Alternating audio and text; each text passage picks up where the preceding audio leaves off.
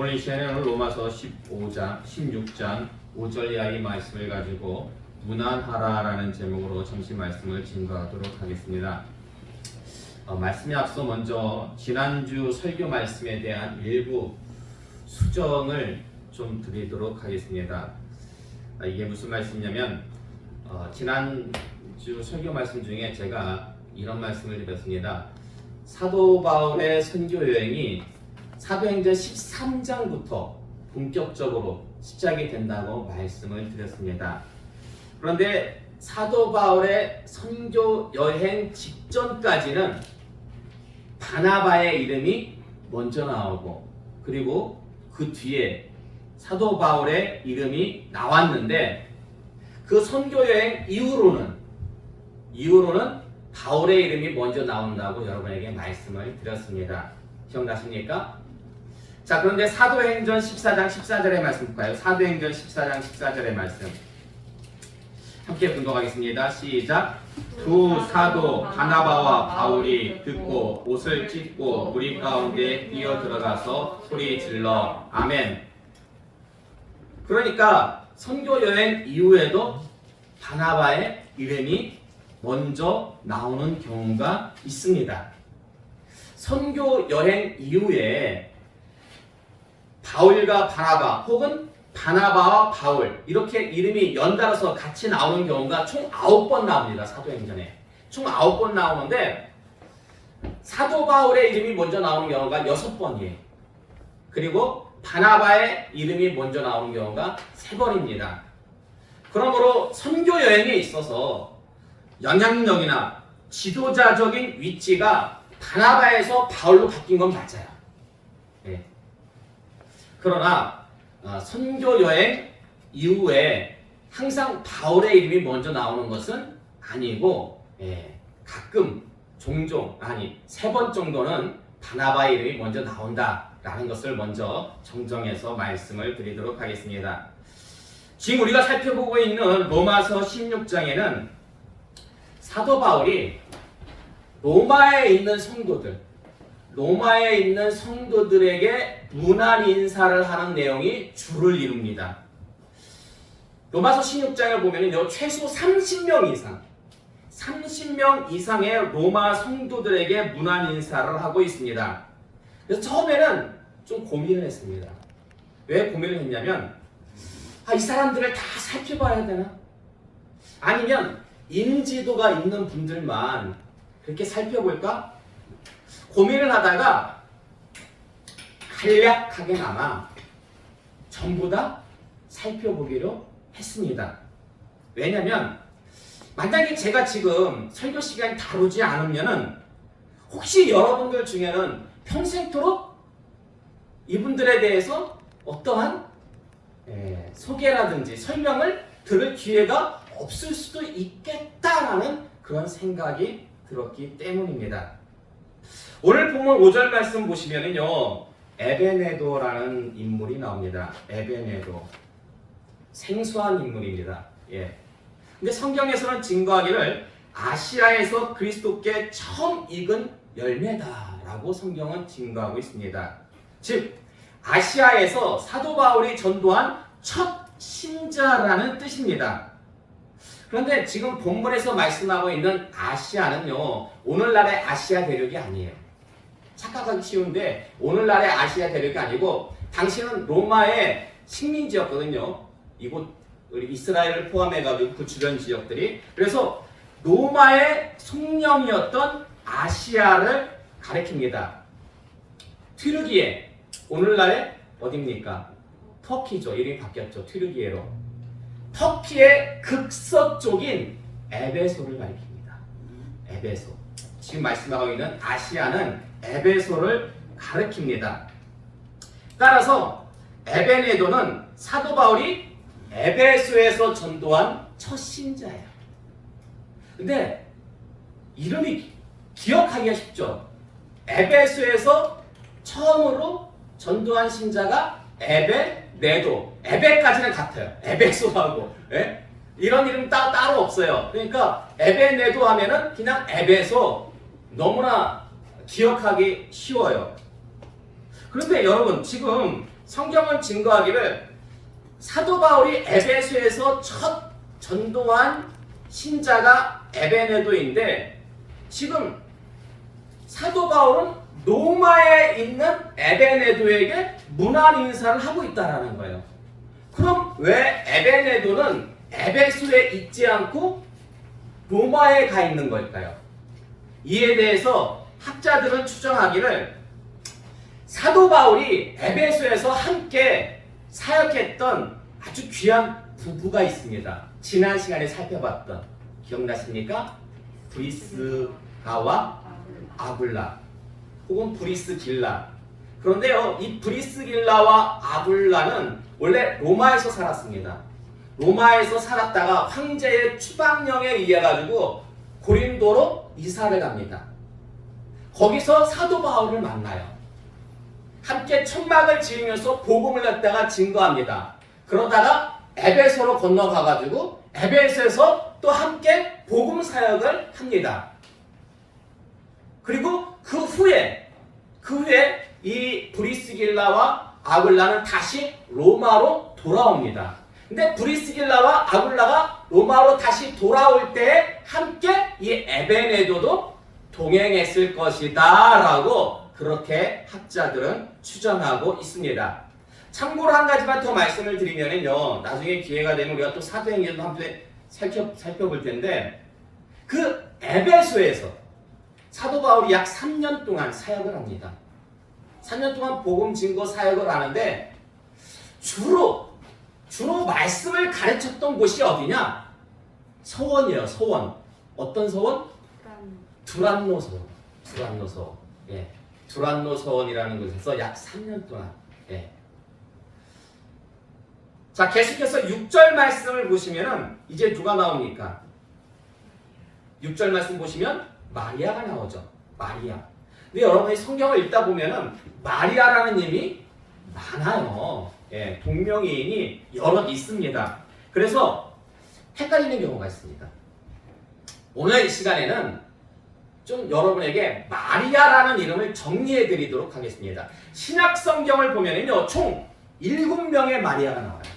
신약 성경에 총 7명의 마리아에 대해서 오늘 여러분에게 말씀드릴 테니까 앞으로는 헷갈려하지 마시기 바랍니다. 자, 마태복음 1장 16절의 말씀 볼까요? 마태복음 1장 16절의 말씀 함께 분도하겠습니다. 시작! 야곱은 마리아의 남편 요셉을 낳았으니 마리아에게서 그리스도라 칭하는 예수가 나시니라. 아멘. 첫 번째 마리아는 누굽니까? 예수님의 그렇죠. 예수님의 모친 마리아가 있습니다.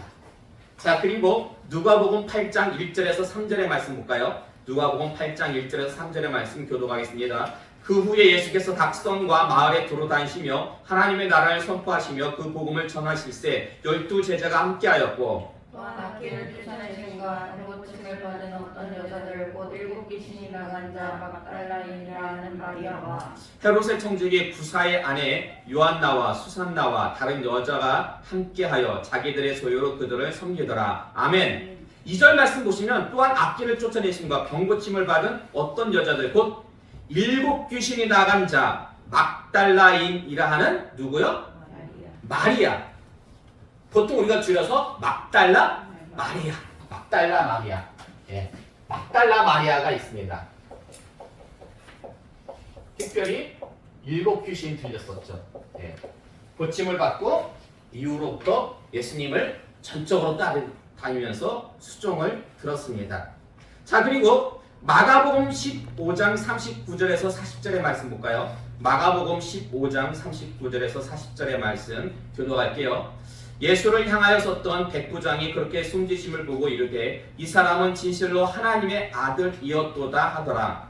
본인에서 바라보는 여자들도 있었는데 그 중에 막달라 마리아와 또 작은 야고보와 요새의 어머니 마리아와 또 살로메가 있었으니. 아멘. 자, 예수님께서 돌아가실 때에 함께 했던 여인들이 있는데요. 그 중에 보니까 막달라 마리아는 우리가 두 번째로 살펴봤고요. 그리고 또 어떤 마리아가 나옵니까? 작은 야고보와 요새의 어머니. 예. 작은 야고보와 요새의 모친 어머니 마리아가 있다라는 것입니다. 자, 그리고 요한복음 19장 25절의 말씀 볼까요? 요한복음 19장 25절의 말씀 함께 봉독하겠습니다. 시작. 예수의 십자가 곁에는 그 어머니와 이모와 글로바의 아내 마리아와 막달라 마리아가 섰는지라. 아멘. 또 어떤 마리아가 새로 나왔습니까? 막달라 마리아는 이미 나왔었고요. 글로바의 아내, 글로바의 아내, 글로바의 아내, 글로바의 아내 마리아가. 그런데요, 그 예수님이 돌아가시는 그 모습이 이제 사복음서에 이렇게 기록되어져 있는데, 그 사복음서를 비교 분석하다 보면은 이 작은 야고보와 요새의 모친 그리고 글로바의 아내인 마리아가 동일 인물로 추정이 됩니다. 동일 인물로. 자, 말로써 제가 설명을 드리면은 굉장히 좀 이렇게 헷갈려 할 수가 있어요. 그래서 칠판에다가 기록을 하면서 여러분들에게 쉽게 말씀을 좀 드리고 싶은데요. 좀 아까 우리가 봉독했던 요한복음 19장 25절에 보면은요, 거기 보면은 예수님이 돌아가실 때 예수님 주변에 함께했던 여인들 누구입니까? 첫 번째는 요한복음 19장 25절을 보면은 예수님의 어머니가 있었죠. 그리고 두 번째로는 이모가 있었고, 세 번째는 누굽니까? 마리아. 예, 글로바의 아내, 예, 글로바의 아내 마리아.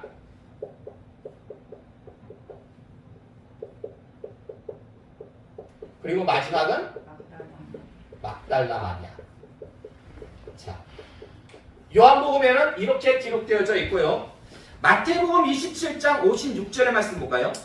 마태복음 27장 56절의 말씀 함께 봉독하겠습니다. 시작. 그 중에는 막달라 마리아와 또 야고보와 요셉의 어머니 마리아와 또 세베대의 아들들의 어머니도 있더라. 아멘. 자, 마태복음에서는 이렇게 증거하고 있는데, 지금 요한복음의 말씀과 비교해 보면은 동일 인물 한 명 나오죠. 누굽니까? 바로 위에 있는 요한복음 19장 25절과 비교했을 때 막달라 마리아. 예, 막달라 마리아. 자, 그리고 보면은 또 다른 마리아가 나오는데 야고보와 요셉의 어머니 마리아. 근데 여기는 야고보와 요셉의 모친 마리아. 그리고 또 한 명이 누구 나옵니까? 세베대의 아들들의 어머니.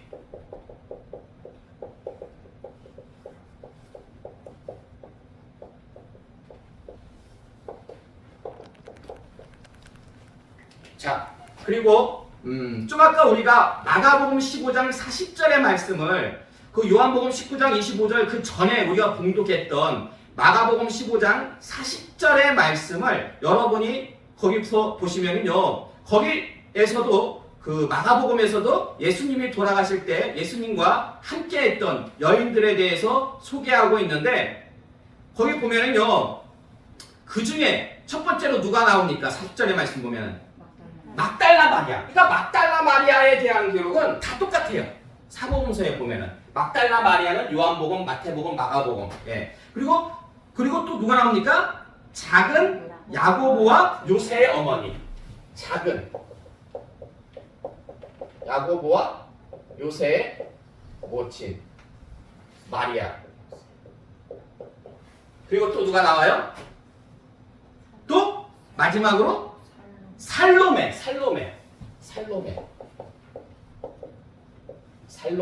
예. 자, 지금 사복음서를 이렇게 우리가 한문에 요약해가지고 좀 정리를 해놨습니다. 그래서 이와 같이 정리하면은요, 다음과 같은 추론이 가능합니다. 첫 번째로 뭐냐? 예수님에게는 이모가 있었어요. 예. 근데 그 이모의 이름이 살로메고 그 이모가 세베대의 아들들의 모친임을 알 수가 있는데요. 마태복음 4장 21절의 말씀 볼까요? 마태복음 4장 21절의 말씀. 마태복음 4장 21절의 말씀 함께 분석하겠습니다. 시작. 거기서 더 가시다가 다른 두 형제 곧 세베대의 아들 야고보와 그의 형제 요한이 그의 아버지 세베대와 함께 배에서 금을 깃는 것을 보시고 부르시니 아멘. 그러니까 지금 세베대의 아들들이 누구예요? 야고보와 요한이에요.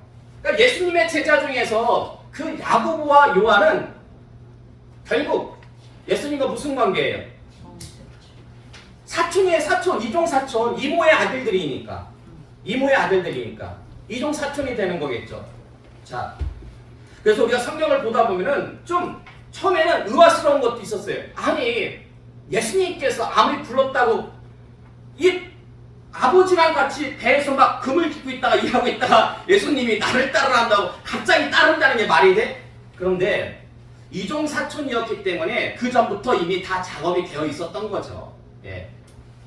그 어머니를 통해서 그들에게는 이모였죠. 예. 그 예수님의 모친 마리아가 또 그 살로메에게 얘기했을 것이고 예수님의 탄생 기사를 그러면서 뭐 예수님이 어떻게 보면 하나님의 아들이라고까지는 어떻게 인식하지 못했을지어도 분명한 건 선지자, 최소한 선지자였음에 대한 확신은 있었을 거라는 것이죠.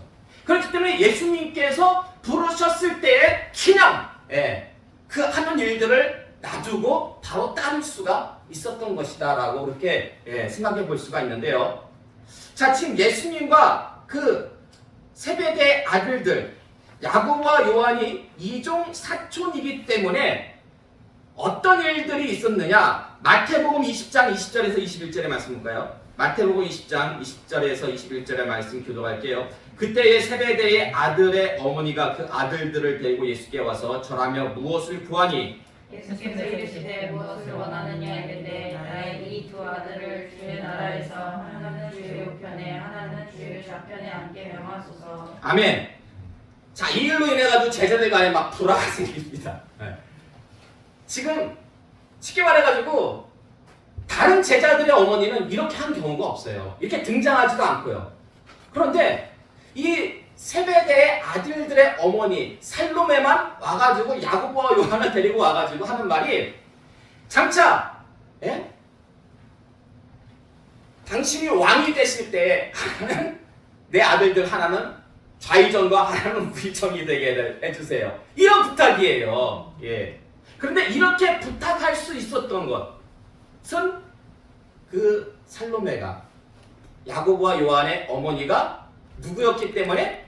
이모였기 때문에 충분히 가능한 것이고요. 요한복음 19장 26절에서 27절의 말씀 볼까요? 요한복음 19장 26절에서 27절의 말씀 교독할게요. 예수께서 자기의 어머니와 사랑하시는 제가 곁에 서 있는 것을 보시고 자기 어머니께 말씀하시되 여자여 보소서 아들이니이다 하시고 또 그 제자에게 이르시되 보라 내 어머니라 하신대 그때부터 그 제자가 자기 집에 모시니라. 아멘. 그 사랑하시는 제자가 누굽니까? 모든 성경학자들은 요한이라고 봐요. 예수님께서 12제자 중에서 가장 사랑하셨던 그 요한, 자기 이종 사촌. 그런데 사실 다른 아무리 제자지만은 피를 나누지 않은 어떠한 다른 사람이라면은 어머니를 맡기기 힘들잖아요. 그런데 자기 이종 사촌이고 어머니가 볼 때는 조카잖아요. 그렇기 때문에 그 조카에게 그 이모를 갖다가 맡긴다는 것은 충분히 가능한 일이다라는 것입니다. 그러니까 성경 여기저기를 놓고 볼 때에 이 세베대의 아들들의 모친 살로메는 예수님에게 있어서 혈육에 있어서는 이모였을 가능성이 굉장히 높다라는 것입니다. 자, 그리고 이제 글로바의 아내 마리아, 글로바의 아내 마리아가 성경에서 보면은 야고보와 요셉의 모친 마리아, 그리고 작은 야고보와 요셉. 성경에 보면은 마태복음에서는 요셉이라고 나오고 마가복음에서는 요셉이라고 나와요. 이거는 요셉이 유대식 이름이고 요셉의 헬라식 이름이 요새예요. 그러니까 야고보, 요셉, 작은 야고보와 요셉 똑같은 인물임을 알 수가 있습니다. 근데 이 야고보와 요셉의 아버지는 누굽니까? 예? 작은 야고보와 요셉의 아버지, 당연히 글로바겠죠. 동일한 인물이라면, 예? 동일한 인물이라면 글로바겠죠. 그리고 어머니는 마리아. 근데 여러분, 글로바라고 성경에서 들어보셨습니까? 글로바. 근데 이런 찬양을 한번 들어보셨을 거예요. 엠마오 마을로 가는 두 제자. 혹시 이런 찬양 못 들어보셨어요?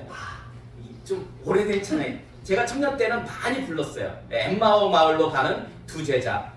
예수님께서 돌아가신 직후에 예루살렘에서 엠마오라는 두 제 성경이 나옵니다. 자, 그게 어디 나오냐? 누가복음 24장 13절과 그리고 17절에서 18절의 말씀. 자, 교도하겠습니다. 제가 13절의 말씀 공독할게요. 그날에 그들 중 둘이 예루살렘에서 25리 되는 엠마오라 하는 마을로 가면서 예수께서 이르시되 너희가 길 가면서 서로 주고받고 내는 이유가 무엇이냐 하시니 두 사람이 슬픈 빛을 띠고 머물러 서더라.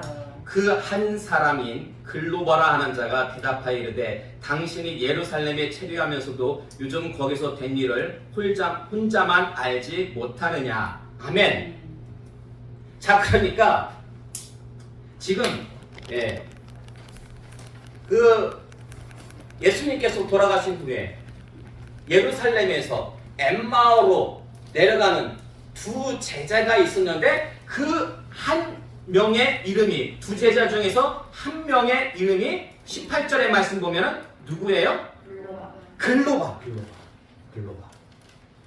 그래서 학자들은 이 글로바를 작은 야고보와 요셉의 아버지인 글로바로 봅니다.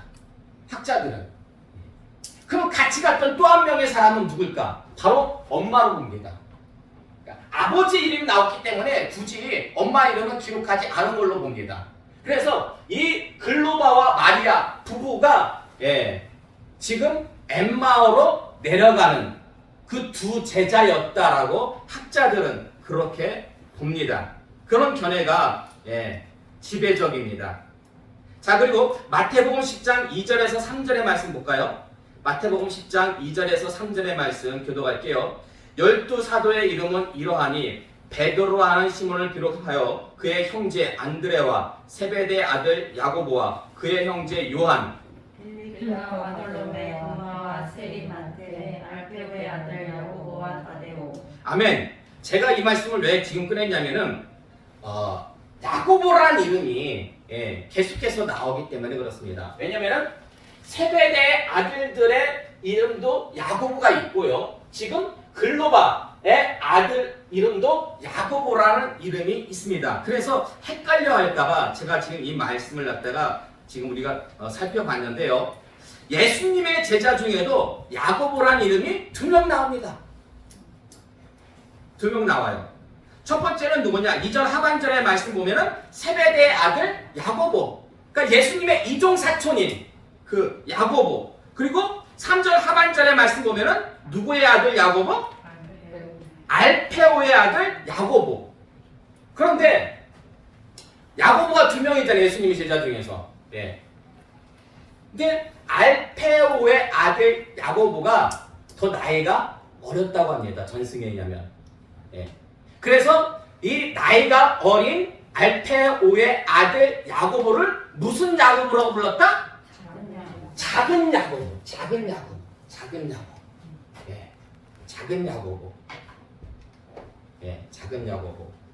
그러니까 지금 성경에서 증거하고 있는 글로바의 아들 작은 야고보는 예수님의 또 다른 제자인 야고보. 근데 성경에서 증거하기는 이 야고보를 알페오의 아들이라고 합니다. 알페오. 그래서 학자들은 알페오와 글로바를 같은 인물로 봅니다. 같은 인물로. 역시 이 알페오를 유대식, 이것을 헬라식 이렇게 이름으로 보던지 아니면은 또 다른 별칭 이름으로 그렇게 보기도 합니다. 그렇기 때문에 야고보에 대해서는 우리가 조금 헷갈려 할 수도 있는데 이렇게 도표를 놓고 보면은 그렇게 헷갈려 할 필요는 없습니다. 첫 번째 큰 야고보는 예수님의 이모의 아들인 그러한 야고보, 이종 사촌인 야고보고, 작은 야고보는 글로바 알페고의 아들인 야고보. 이렇게 여러분들이 정리를 해두시면은 앞으로는 좀 헷갈려 하실 일이 없을 것 같습니다. 그래서 3번하고 4번 작은 야고보의 여기 모친인데 여기 보면은 그 마리아, 당연히 글로바의 아내도 마리아잖아요.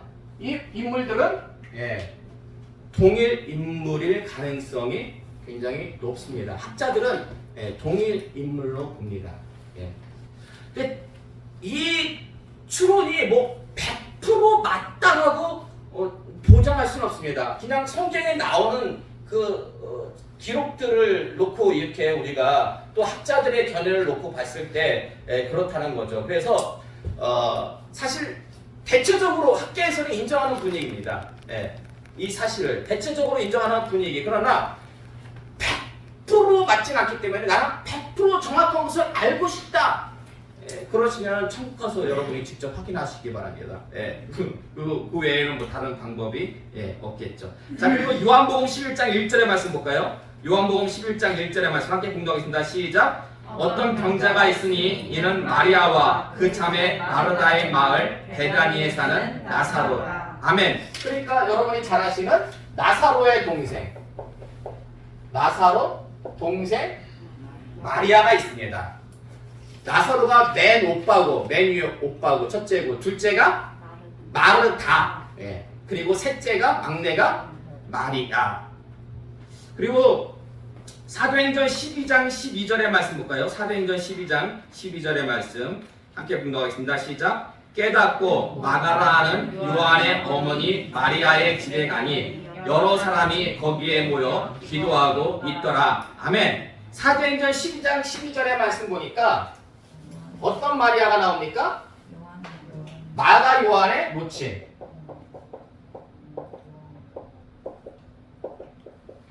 모친 마리아. 근데 마가 요한도 이게 요한이 유대식입니다. 그리고 마가가 헬라식 이름입니다. 그래서 따로 불러도 아무 상관이 없습니다. 이 마가는 누구냐? 마가 요한은 이 마가 요한에 대해서 성경이 증거하기를 골로새서 4장 10절의 말씀 볼까요? 골로새서 4장 10절의 말씀. 자, 함께 공독하겠습니다. 시작. 나와 함께 갇힌 아리스타고와 바나바의 생질 마가와 이 마가에 대하여 너희가 명을 받았음에 그가 이르거든. 아멘. 자, 골로새서 4장 10절의 말씀 보니까 이 마가가 누구라고 나옵니까? 바나바의 생질. 생질이 뭐예요? 조카죠. 그러니까 마가는 바나바의 조카예요. 바나바가 누굽니까, 여러분?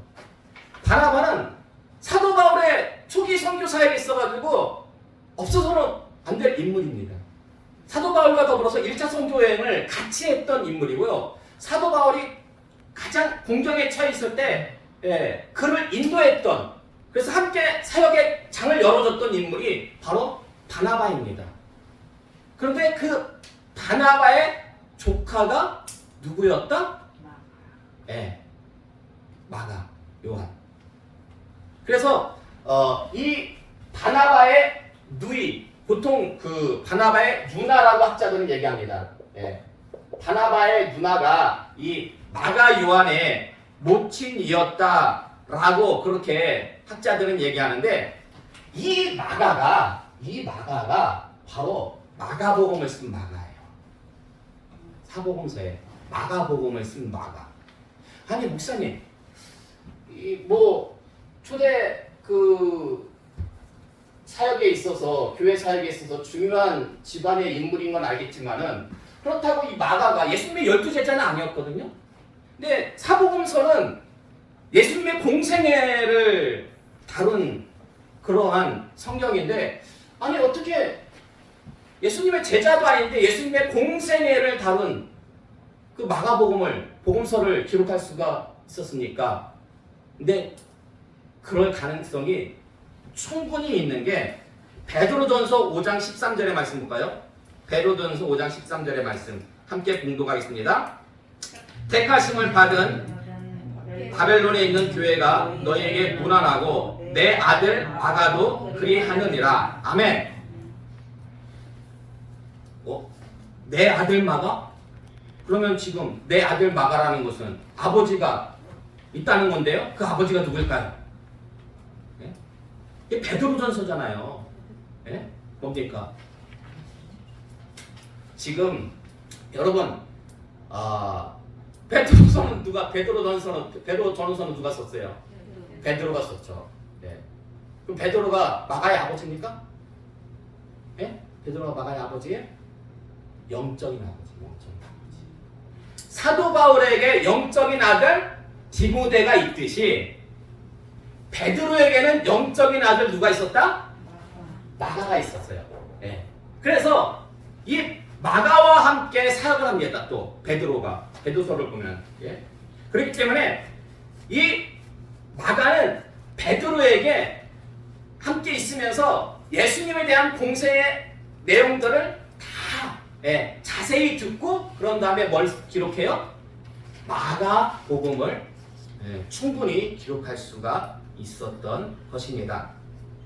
자, 그리고 좀 전에 봉독했던 사도행전 12장 12절의 말씀, 그 위로 좀 올라가서 밑에서 세 번째 사도행전 12장 12절의 말씀 보면은 거기 보면은요 또 하나 우리가 중요시 살펴볼 게 있는데 마가라 하는 요한의 어머니 마리아의 집에 가니 여러 사람이 거기에 모여서 기도하고 있더라 라고 성경은 증거하고 있습니다.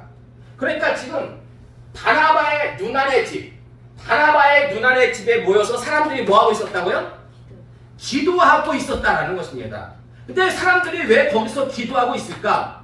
이곳이 여러분들 한 번씩은 다 들어봤을 그 유명한 마가의 다락방. 그러니까 바나바 누나의 집이 마가복음을 쓴 마가의 집이 바로 마가의 다락방. 이곳은 성경 역사적으로 볼 때 매우 뜻깊은 장소입니다. 학자들의 견해에 따르면 이곳에서 예수님이 제자들과 더불어서 최후의 만찬을 했으니까 거기서 당연히 세족식도 있었던 장소겠죠. 그리고 부활 후에 예수님께서 제자들에게 나타나시거든요. 부활 후에 예수님께서 나타나신 장소도 이 마가의 다락방. 그리고 예수님께서 승천하시면서 그러거든요. 약속하신 성령이 올 때까지 너희가 모여서 기도하라. 그럴 때 제자들이 모여가지고 함께 전심으로 기도했던 장소가 이 마가의 다락방. 또한 가룟 유다 대신에 마띠아를 선출한 장소가 바로 이 마가의 다락방. 또한 성령님께서 오순절날 강림하신 장소도 이 마가의 다락방. 근데 성령 강림의 장소에 대해서는 의견이 한 5대5 정도로 좀 이렇게 나뉘어요. 마가의 다락방이라고 여기는 학자들이 있고 또 한 부류의 학자들은 성전 안에 있는 한 부속 건물 이다라고 그렇게 의견이 좀 이렇게 둘로 나뉘는데 어쨌든 간에 이쪽 의견을 따라 가지고 본다면은 성령 강림의 장소였다. 그리고 지금 사도행전 12장 12절의 그 말씀은 복음을 증거하다가 베드로가 옥에 갇혀요. 베드로가 옥에 갇히는데 천사가 그 문을 다 열어줘가지고 베드로가 이렇게 풀려나요. 그때 이 사람들이 이 마가의 다락방에 모여가지고 열심히 기도합니다. 하나님께 기도해요. 무슨 기도할까요? 베드로가 무사히 나올 수 있게 해달라고 기도하겠죠. 그런데 베드로가 풀려나가지고 천사의 도움으로 한밤중에 그 사람들 기도하고 있는데 가가지고 문을 두들겨요. 그러니까 게지바이가 파이니 로데라는 게지바이가 와가지고 들으니까 베드로 목소리거든요. 사람들한테 밖에 베드로 갔다고. 그러니까 이게 무슨 소리 하냐고. 베드로는 집에 그러니까 이게 기도하고 실제 이게 다른 거. 자기들 지금 베드로 풀어달라고 그렇게 열심히 기도해가지고 하나님께서 풀어주셨는데 막상 베드로가 오니까 베드로가 혹시 지금 홀려인가 싶어가지고 믿지 못했던. 근데 바로 그 장소 지금 사도행전 12장 12절의 말씀은 바로 그 배경을. 그러니까 이 마가의 다락방은 그만큼 초대 그 성경 역사에 있어가지고 매우 중요한 장소였음을 알 수가 있습니다. 따라서 이 바나바의 집안, 바나바뿐만 아니라 이 마가도 그렇고 이렇게 어떻게 보면은 그 집안은 영적으로 육적으로 초대 교회에 있어서 굉장히 중요한 역할을 했던 그런 모습임을 알 수가 있습니다. 자, 이제 마지막으로 오늘 본문 16장 16절 로마서 16장 오늘 본문 마지막 로마서 16장 6절 16장 6절에 나오는 마리아가 있습니다. 자, 이 마리아는 로마교회 성도예요. 로마교회 성도 마리아. 로마교회 성도 마리아. 뭐 다른 거에 대해서는 특별히 언급되어 있지 않아가지고. 그런데 우리가 오늘 간단하게나마 이 마리아 3번과 4번의 마리아가 같다면은 6명, 다르다면은 7명인데 이 마리아들의 공통점이 있습니다. 신약성에 나오는 마리아들의 공통점. 이 공통점이 뭐냐면은 한결같이 충성했다는 거예요. 한결같이 열심히 있는 믿음의 소유자들이었다라는 것입니다. 특별히 오늘 본문 로마서 16장 6절에 나오는 그 마리아에 대해서 성경은 증거하기를 교회를 위하여 많이 수고하였다. 너희를 위하여 많이 수고한 마리아에게 문안하라. 원어적으로 보면 많이 수고하였다라는 것이요. 극도로 피곤한 상태가 되기까지 교회를 위해서 헌신했다라는 거예요. 극도로 피곤한 상태가 되기까지. 제가 볼 때 다 그래요. 여기 있는 마리아들은 다 정말 최선을 다해서 교회를 위해 헌신했다라는 것입니다. 부디 이 시간 나오신 여러분도요. 주님의 몸된 교회를 위해서 최선을 다해서 열심히 정말 극도로 피곤한 상태가 되기까지 헌신하시기 바랍니다. 그래서 우리들의 모든 행위가 하늘나라 행위록에 다 기록되지 않습니까? 그 행위록에 은혜교회 암흑에는 교회를 위하여 많이 수고하였다. 이러한 기록이 꼭 여러분들의 행위록에 새겨지시기를 주님의 이름으로 축원합니다.